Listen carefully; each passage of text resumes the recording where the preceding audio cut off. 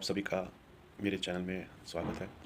आज मैं विषय लेकर आया हूँ कि जहाँ लोग कहते हैं धन बहुत ज़रूरी है, वहीं पे आदमी का सेहतमंद होना भी बहुत ज़रूरी है।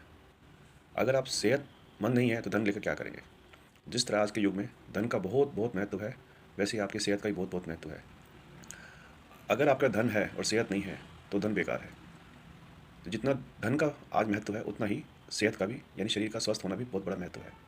इस विषय के लिए आपको ये देखना होगा कि आपकी ज़िंदगी में कौन सा ग्रह आपको डिस्टर्ब कर रहा है, जिसकी वजह से आपकी सेहत खराब हो रही है।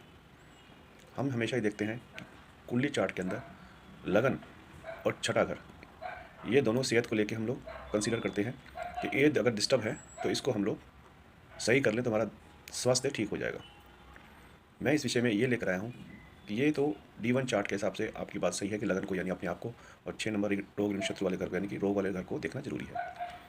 मेरे हिसाब से जो ग्रह आपकी कुंडली में आपको रोग दे रहा है, उसके विषय में आपको पता होना चाहिए कि कौन सा रोग हो रहा है मेरे को, या किस ग्रह से मेरी तकलीफ हो रही है।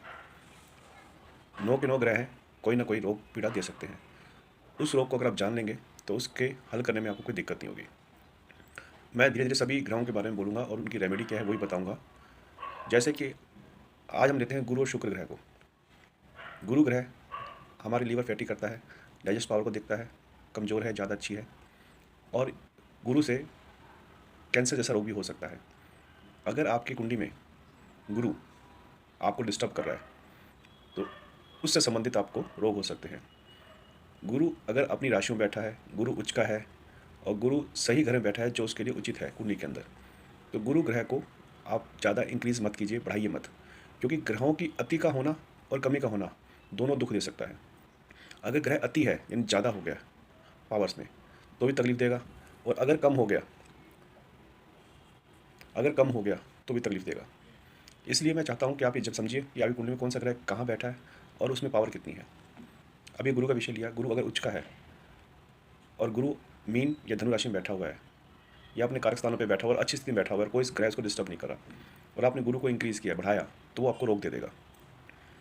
क्योंकि जो चीज़ बढ़ती है वो नुकसान करती है, और आपको पता नहीं चलेगा कि गुरु मेरा बहुत अच्छा बैठा हुआ है, मैंने तो पुखरा डाला हुआ है, मैं तो केले खाता हूँ, मैं तो बहुत अच्छा वो करता हूँ, गुरु के विषय में जानता हूँ, गुरु के फॉलो करता हूँ। लेकिन ऐसा नहीं है। अगर आप ज़्यादा गुरु की चीज़ों को, गुरु के करतव्य को फॉलो करेंगे या उसको अनुसरण करेंगे तो वो गुरु आपको नुकसान देगा ही देगा।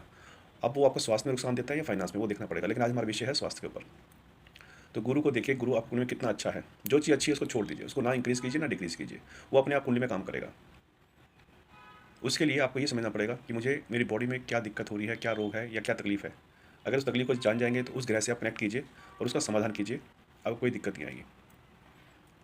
ऐसे ही दूसरा ग्रह है शुक्र। शुक्र अगर उच्च का है, अपनी राशि में बैठा हुआ है, अपने कारक तत्व में बैठा हुआ है, तो उसको भी इंक्रीज़ मत कीजिए। अगर आप उसको इंक्रीज़ करते हैं तो शुक्र ग्रह आपको किडनी की प्रॉब्लम, शुगर की प्रॉब्लम, स्किन प्रॉब्लम, यानी कि त्वचा संबंधी रोग और शुगर संबंधी रोग और किडनी संबंधी रोग आपको दे देगा। शुक्र अगर अच्छी अवस्था में है तो उसको और इंक्रीज़ करने की ज़रूरत नहीं है। जो उनके शुक्र के कारक तत्व हैं उसको अपनी बॉडी में, अपने पहनने में, उसको अडॉप्ट मत कीजिए, उसको मत लीजिए, मत ज़्यादा यूज़ कीजिए, उसको इंक्रीज़ मत कीजिए किसी भी रूप में। अगर इंक्रीज़ करेंगे तो आपको दिक्कत देना शुरू कर देगा। ये दोनों ग्रह गुरु की श्रेणी में आते हैं। अगर कोई भी चीज़ अति हो जाए तो नुकसान कर सकती है। इसलिए आपको समझना पड़ेगा कि आपकी बॉडी में क्या प्रॉब्लम है, कैसी प्रॉब्लम है और उसका हल क्या है, या उससे संबंधित ग्रह कौन सा है। अगर आप इसको समझ जाएंगे और समाधान करेंगे तो आपको दिक्कत खत्म हो जाएगी, होगी ही नहीं। इसलिए मैं तो ये कहूँगा कि आप D1 चार्ट देखिए या केपी कुंडली देखिए या क्या चीज़ देखिए, लेकिन बॉडी को, आप अपनी शरीर को सबसे ज़्यादा समझते हैं। तुम्हें शरीर में क्या दिक्कत हो रही है, किस ग्रह की वजह से दिक्कत हो रही है, उसको अगर आप समाधान कर लेंगे तो दिक्कत समाप्त हो जाएगी। हम लोग जो रेमेडी यूज़ करते हैं, सब लोग मेरे हिसाब से 3 तरह से करते हैं। या तो रेमेडी के लिए हम उस चीज़ को खाते हैं, या वो पहनते हैं या डालते हैं स्टोन के रूप में या कपड़ों के रूप में, या अडॉप्ट करते हैं। अडॉप्ट मतलब उसको ये पकड़ना कि मैंने इसका दान करना है या मैंने दिनचर्या में इसको लेके आना है, ना मैंने खाया ना मैंने इसको धारण किया, तो उसे अडॉप्शन करके माध्यम से हम लोग रेमेडियों का उपाय करते हैं जो हमारे को बेनिफिट दे सके। इन तीनों प्रक्रिया के अलावा चौथा कोई प्रक्रिया नहीं होती मेरे हिसाब से। वास्तु और हमारा शरीर एक जैसे काम करते हैं। हमारे शरीर में किसी भी अंग में कोई दिक्कत आ रही है, हमारे शरीर में कोई भी परेशानी आ रही है, तो ये समझ लीजिए जहाँ परेशानी है उससे संबंधित कुंडली का देखिए ग्रह कौन सा बैठा है और वो किससे डिस्टर्ब हो रहा है या वो क्यों डिस्टर्ब कर रहा है, उसका समाधान कर दीजिए। आपके रोग का निवारण हो जाएगा, आपकी समस्या का निवारण हो जाएगा, किसी भी रूप में समस्या हो। इसलिए कहता हूँ कि आप अपने शरीर को अपना वास्तु समझिए, अगर आपको कहीं भी पीड़ा आ रही है, कहीं भी कोई दिक्कत आ रही है, पूरा शरीर आपका वास्तु की तरह काम करता है। अगर हमारी बॉडी में कोई चीज़ इंक्रीज़ हो रही है तो आपको प्रॉब्लम देनी शुरू कर देगी, कोई डिक्रीज़ हो रही है तो भी प्रॉब्लम होगी। यानी कमी भी प्रॉब्लम देगा और बढ़ा हुआ भी प्रॉब्लम देगा। इसलिए मैंने आज उपाय के लिए बताया है कि आप अपनी कुंडली के हिसाब से अपना उपाय आप खुद कर सकते हैं।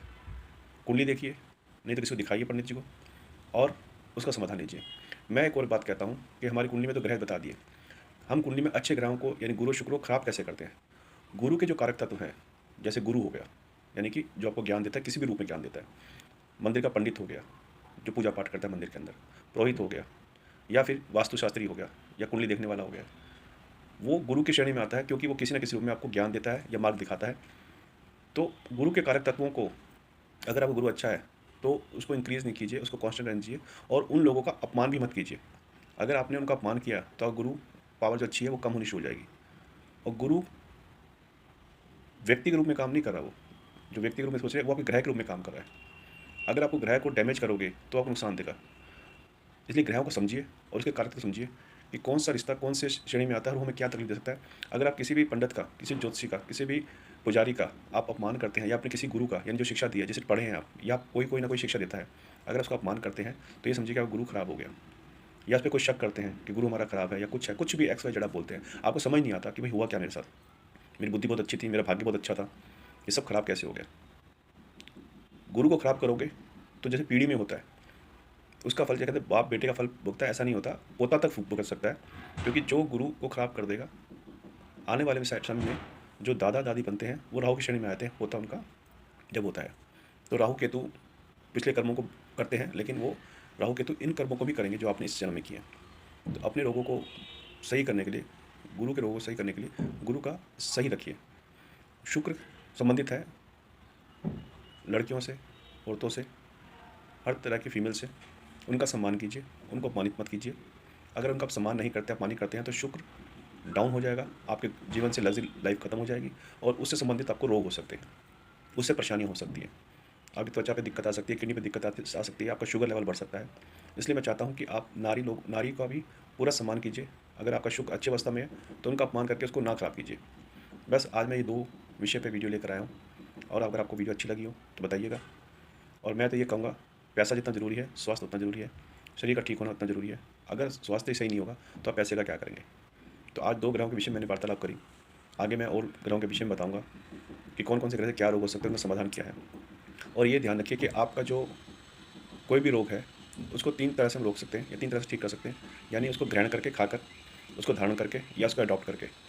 इन तीनों विधि में कोई विधि कौन सी आपको सूट करेगी, कौन सी नहीं करेगी, वो आपकी कुंडली बताएगी। अगर कोई ग्रह खराब है और आपको बीमार कर रहा है, आपके स्वास्थ्य पे इफेक्ट कर रहा है, तो इन तीनों ऑप्शंस में से कोई भी एक ऑप्शन अपनाइएगा।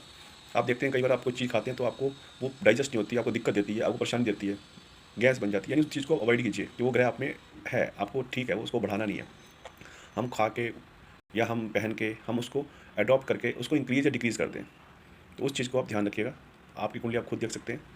अपने शरीर का पूरा ख्याल रखिए, स्वस्थ रहिए और नियमों का पालन कीजिए। आपको कभी भी कोई शारीरिक रूप से तकलीफ नहीं होगी। धन्यवाद।